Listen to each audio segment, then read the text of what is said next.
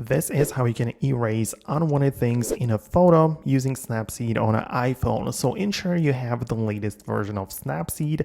The app has recently received like an overhaul. It looks much better now, but essentially you need to get the app, make sure it has access to your photo. So if it asks for that, just click on allow, and then you can just import the picture you want to erase things from.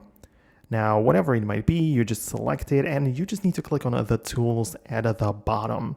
From the tools, you need to click on healing, which is indicated by this little icon right there. And using this healing tool, you can use your finger to select any things and objects on the photo.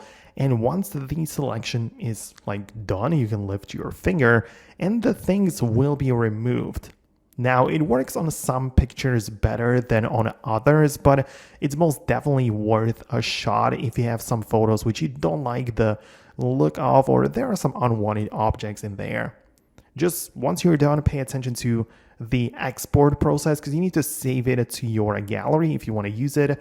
But once you're done, the photo will be in your Photos app and you are pretty much done with the whole thing. So let me know below in the comments if it did work for you. Most definitely subscribe and also leave some questions below if you have any. Thanks a lot, and I'll catch you later.